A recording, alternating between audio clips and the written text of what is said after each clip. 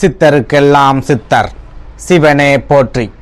நம்மளோட பதிவுகளில் இதுவரைக்கும் 12 ராசிகளுக்குமான வக்ர சனி பெயர்ச்சி பலன்களை பார்த்துட்டு வந்தோம். இனி வரக்கூடிய பதிவுகளில் 12 ராசிகளுக்குமான ஆனி மாத ராசி பலன்களை பார்க்க இருக்கிறோம். அந்த வகையில நம்மளோட இந்த பதிவுல ராசி கட்டத்துல முதலாவது ராசியா இருக்கக்கூடிய நெருப்பு ராசியான மேஷ ராசிக்கு இந்த ஆனி மாதத்தோட கிரக நிலைகள் என்ன மாதிரியான அதிர்ஷ்டங்களை கொடுக்கும், என்ன மாதிரியான யோகங்களை கொடுக்கும், இந்த ஆனி மாசத்துல எந்தெந்த தேதிகள் உங்களுக்கு சிறப்பான பணவரவை ஏற்படுத்தி கொடுக்கும், எந்தெந்த தேதிகள் ரொம்பவே அளவுக்கு அதிகமான விரைய செலவுகளை ஏற்படுத்தும் அப்படிங்கறத பத்தி எல்லாம் கொஞ்சம் சுருக்கமா பார்க்க போறோம். அதனால மேஷராசி அன்பர்கள் இந்த வீடியோவை கொஞ்சம் கூட ஸ்கிப் பண்ணாம கடைசி வரைக்கும் முழுமையா பாருங்க. நீங்க ஸ்கிப் பண்ணி வீடியோவை பார்த்துட்டு ஜோசியக்காரன் சொல்றது எதுவுமே நடக்க மாட்டேங்குது, மாசம் கிரகங்கள் மட்டும்தான் பயிற்சி ஆகிட்டு இருக்கு, நம்ம வாழ்க்கையில எல்லாம் முன்னேற்றங்களே வர மாட்டேங்குது அப்படின்னு சொல்லி தனியா உட்கார்ந்து புலம்பிக்கிட்டு இருக்காதீங்க. எதனால இப்படி சொல்றேன் அப்படின்னா, நீங்க வீடியோவை முழுமையா பார்த்தா மட்டும்தான் இந்த வீடியோல நான் என்ன சொல்லியிருக்கேன் அப்படிங்கிறது உங்களுக்கு புரியும். அப்படி புரிஞ்சுக்கிட்டு அதுக்கு தகுந்த மாதிரி உங்க வாழ்க்கையில ஒரு சில மாற்றங்களை நீங்க செஞ்சுக்கிட்டா மட்டும்தான் உங்களுக்கு வரக்கூடிய பெரிய அளவிலான ஆபத்துக்கள்ல இருந்து தப்பிச்சுக்க முடியும். அதனால மேஷராசி அன்பர்கள் தயவு செஞ்சு இந்த வீடியோவை முழுமையா பாருங்க. அதுக்கு முன்னாடி நம்ம சேனலை நீங்க இப்பதான் முறையா பாக்குறீங்க அப்படின்னா தயவு செஞ்சு சப்ஸ்கிரைப் பண்ணிக்கோங்க. இந்த வீடியோ உங்களுக்கு பிடிச்சிருந்தா மறக்காம அந்த லைக் பட்டனையும் தட்டி விட்டுருங்க. அதை விட முக்கியமா உங்களை மாதிரியே அதிர்ஷ்டமே இல்லாத ஒரு வாழ்க்கையை வாழ்ந்துட்டு வரக்கூடிய மேஷராசிக்காரங்க உங்க நட்பு வட்டாரத்திலேயோ அல்லது சொந்த பந்தத்திலேயோ இருக்காங்க அப்படின்னா அவங்களுக்கு இந்த வீடியோவை மறக்காம ஷேர் பண்ணி விட்டுருங்க. மேஷராசியை பொறுத்த வரைக்கும் கடந்த வைகாசி மாதத்தை எடுத்துக்கிட்டோம் அப்படின்னா உங்களுக்கு நிறைய செலவுகளை ஏற்படுத்தி விட்ட ஒரு மாதமா இருந்திருக்கும். கைகளில் பண தட்டுப்பாடு அப்படிங்கிறது தொடர்ச்சியா இருந்துகிட்டே இருந்திருக்கும். 100 ரூபாய் உங்களுக்கு வருமானம் வருது அப்படின்னா 200 ரூபாய் உங்களுக்கு செலவு அப்படிங்கிறது வந்திருக்கும். இதனால நீங்க மேற்கொண்டு கடன் வாங்க வேண்டிய ஒரு சூழல் அப்படிங்கிறது ஏற்பட்டிருக்கும்.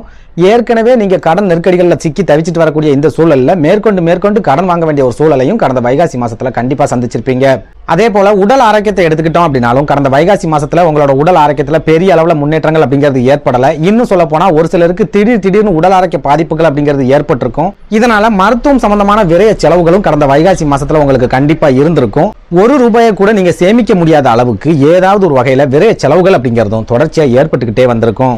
அதே நேரம் உத்தியோகத்துல இருக்கிற ஒரு சில மேஷராசிக்காரங்களுக்கு மட்டும் வேலை செய்யற இடங்கள்ல இருந்துட்டு வந்த நெருக்கடிகள் கொஞ்சம் கொஞ்சமா குறைய ஆரம்பிச்சிருக்கு. ஓரளவுக்கு சுமூகமா நீங்க வேலையை பார்த்துட்டு வரக்கூடிய ஒரு சூழல் அப்படிங்கிறது ஏற்பட்டிருக்கு. வேலை பார்க்குற இடத்துல வேலை பளு அப்படிங்கிறது அதிகமாவே இருந்தாலும் பெரிய அளவுல நெருக்கடி இல்லாம நீங்க வேலை பார்க்கக்கூடிய ஒரு சூழல் அப்படிங்கிறது கடந்த வைகாசி மாசத்துல ஏற்பட்டிருக்கும். அதே நேரம் படிச்சு முடிச்சுட்டு வேலை தேடிக்கிட்டு இருக்கக்கூடிய மேஷராசிக்காரங்களுக்கு கடந்த வைகாசி மாதமும் நிறைய ஏமாற்றங்களை மட்டும்தான் கொடுத்திருக்கு. எவ்வளவோ எதிர்பார்ப்புகளோட நீங்க இருந்திருப்பீங்க, ஆனாலும் உங்க தகுதிக்கு ஏத்த மாதிரியான வேலை வாய்ப்பு அப்படிங்கிறது கடந்த வைகாசி மாசத்திலையும் கிடைக்கல. இப்போ வரைக்கும் நீங்க வேலைகளுக்காக முயற்சி பண்ணிக்கிட்டே தான் இருக்கீங்க. அதே போல உங்களோட கடன் பிரச்சனைகளும் கடந்த வைகாசி மாசத்துல கடுகு அளவு கூட குறையல. இது எல்லாத்தையும் விட முக்கியமா சொந்தமா தொழில் செய்யறவங்களுக்கும் புதுசா தொழில் செய்ய ஆரம்பிக்கணும் அப்படின்னு நினைக்கிறவங்களுக்கும் எந்த ஒரு வாய்ப்பையுமே உருவாக்கி கொடுக்காத ஒரு மாதமாவே கடந்த வைகாசி மாதம் கடந்து போயிருக்கு அப்படின்னு சொல்லலாம். சுருக்கமா சொல்லணும் அப்படின்னா கடந்த வைகாசி மாசத்துல புதுசா எந்த ஒரு முயற்சியையுமே உங்களால எடுத்திருக்க முடியாது. ஒருவேளை ரொம்பவே கஷ்டப்பட்டு புது முயற்சிகள்ல எதையாவது நீங்க இறங்கிருந்தீங்க அப்படின்னாலும் அந்த முயற்சிகள்ல பெரிய அளவுல வெற்றிகள் அப்படிங்கிறது கிடைச்சிருக்காது. அதே நேரம் உங்களோட குடும்ப ஸ்தானம் அப்படின்னு சொல்லப்படுற ரிஷபராசியில குரு பகவான் இருக்கிற காரணத்தால குடும்ப வாழ்க்கையில பெரிய அளவுல பிரச்சனைகள் ஏற்படாத ஒரு மாதமா கடந்த வைகாசி மாதம் இருந்திருக்கும். கணவன் மனைவிக்கிடையே சின்ன மனக்கசப்புகள், சின்ன சண்டை சச்சரவுகள் இருந்தாலும் பெரிய அளவுக்கான போராட்டங்கள் அப்படிங்கிறது கடந்த வைகாசி மாசத்துல இருந்திருக்காது.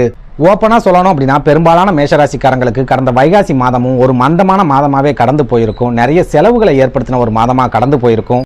இதெல்லாம் விட முக்கியமா ஒரு சில மேஷராசிக்காரங்க மேற்கொண்டு கடன் வாங்க வேண்டிய ஒரு சூழலை ஏற்படுத்தின ஒரு மாதமாகவும் கடந்த வைகாசி மாதம் கடந்து போயிருக்கும்.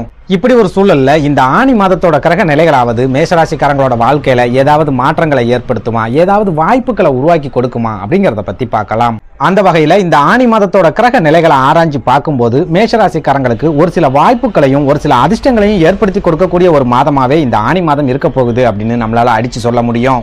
எதனால இப்படி சொல்றேன் அப்படின்னா, இந்த ஆனி மாசத்துல உங்க ராசிக்கு அதிபதியான செவ்வாய் பகவான் ஆட்சி பெற்ற நிலையில உங்களோட ஜென்ம ராசியான மேச ராசியிலேயே சஞ்சாரம் பண்ணுவார். ராசிக்கு அதிபதி ஜென்ம ராசியில இருக்காரு அப்படின்னாலே ஒரு தைரியம் அப்படிங்கிறது உங்களுக்கு கிடைக்கும், தன்னம்பிக்கை அப்படிங்கிறது உங்களுக்கு கிடைக்கும். எது வந்தாலும் பாத்துக்கலாம்டா, எவனா இருந்தாலும் பாத்துக்கலாம்டா அப்படிங்கிற ஒரு தைரியம் உங்களுக்கு கிடைக்கும். இவ்வளவு நாளும் குடும்பத்தை நினைச்சும் எதிர்காலத்தை நினைச்சும் குழந்தைகளை நினைச்சும் நீங்க ரொம்பவே கவலைப்பட்டுக்கிட்டு இருந்திருப்பீங்க, ரொம்பவே பயந்துகிட்டும் இருந்திருப்பீங்க. ஆனா இந்த ஆனி மாசத்துல அந்த பயம் உங்களை விட்டு முழுமையா விலகும். குடும்பத்தோட எதிர்காலத்துக்கு நம்ம என்ன செய்யணும், குழந்தைகளோட எதிர்காலத்துக்கு நம்ம என்ன செய்யணும் அப்படின்னு நீங்க திட்டங்களை வகுக்கக்கூடிய ஒரு மாதமா இந்த ஆனி மாதம் இருக்கும் அப்படின்னு சொல்லலாம். அதே போல செவ்வாய் பகவான் உங்களோட ஜென்ம ராசியில இருக்கிறதால இவ்வளவு நாளா உங்ககிட்ட இருந்துட்டு வந்த சோம்பேறித்தனம் இந்த ஆனி மாசத்துல முழுமையா விலகும். நீங்க ரொம்ப சுறுசுறுப்பா இருப்பீங்க, ஆக்டிவா இருப்பீங்க, செய்யக்கூடிய வேலைகளை ரொம்பவே ரசிச்சு செய்வீங்க. நம்மளால முடியாது அப்படிங்கிற ஒரு வார்த்தையே இந்த ஆனி மாசத்துல உங்க வாயில இருந்து வராது. எது வந்தாலும் பரவாயில்ல, தோத்தாலும் பரவாயில்ல, முயற்சி செஞ்சு பார்ப்போமே அப்படிங்கிற ஒரு எண்ணம் கண்டிப்பா இந்த ஆனி மாசத்துல உங்களுக்கு ஏற்படும். அதே நேரம் செவ்வாய் பகவான் உங்க ராசிக்கு அதிபதியாவே இருந்தாலும் அவர் ரத்த காரகன் அப்படிங்கிற காரணத்தால இந்த ஆணி மாசத்துல உங்களுக்கு நிறைய கோபங்கள் அப்படிங்கறத ஏற்படுத்துவார். எதுக்கு கோபம் வருது, ஏன் கோபம் வருது அப்படிங்கறதே உங்களுக்கு தெரியாது. ஆனாலும் கோபப்படக்கூடாத இடங்கள்ல எல்லாம் கோபப்பட்டுக்கிட்டே இருப்பீங்க. இந்த கோபத்தாலேயே நீங்க உங்களுக்கு கிடைக்கக்கூடிய ஒரு சில வாய்ப்புகளை தவற விடுறதுக்கும் குடும்ப வாழ்க்கையில ஒரு சில பிரச்சனைகளையும் சண்டை சச்சரவுகளையும் சந்திக்கிறதுக்கும் அதிகமான வாய்ப்புகள் அப்படிங்கிறது இருக்குது. அதனால மேஷராசிக்காரங்க கண்டிப்பா இந்த ஆணி மாசத்துல உங்களோட கோபத்தை கட்டுப்படுத்தியே ஆகணும். நீங்க பேசக்கூடிய வார்த்தைகள்லையும் ரொம்பவே நிதானமாகவும் எச்சரிக்கையாகவும் இருக்கணும். அதுலயும் முக்கியமா உங்களுக்கு வெளியில இருக்கிற டென்ஷனை எல்லாம் கொண்டு வந்து நீங்க வீட்டுல இருக்கிறவங்க கிட்ட காட்டும் போது குடும்ப வாழ்க்கையில அது கண்டிப்பா பிரச்சனையை ஏற்படுத்தும்.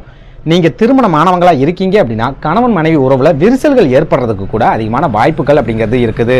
அதனால இந்த ஆணி மாசத்துல மேஷராசிக்காரங்க யாருக்கிட்டையுமே தேவையில்லாத வார்த்தைகளை பேசாதீங்க. உங்க வாழ்க்கை துணையாவே இருந்தாலும் சரி அவங்க கிட்ட பொறுமையா இருக்கிறதுக்கு முயற்சி பண்ணுங்க. அடுத்ததா பண வரவை பொறுத்த வரைக்கும் குரு பகவான் 2வது வீடான தனஸ்தானத்துல இருக்கிற காரணத்தால சொந்த தொழில் செய்யறவங்களுக்கு பெரிய அளவுல பண நெருக்கடி அப்படிங்கிறது இருக்காது. உங்க தொழிலை நீங்க தொடர்ந்து நடத்தக்கூடிய அளவுக்கு கண்டிப்பா பணம் ரொட்டேஷன் ஆகும். ஆனாலும் திடீர் வளர்ச்சி, திடீர் யோகங்கள், திடீர் முன்னேற்றம் அப்படிங்கறதெல்லாம் இந்த ஆணி மாசத்திலையும் உங்களுக்கு கிடைக்காது. அதே நேரம் நீங்க தொழில் சம்பந்தமா ஏதாவது புதிய முயற்சிகளில் இறங்கணும், தொழிலை விரிவுபடுத்தணும் அல்லது புதிய கிளைகளை திறக்கணும், இந்த மாதிரியான ஏதாவது ஐடியாவோட இருக்கீங்க அப்படின்னா இந்த ஆணி மாதம் உங்களுக்கு ரொம்பவே அற்புதமான காலகட்டமா இருக்கும்.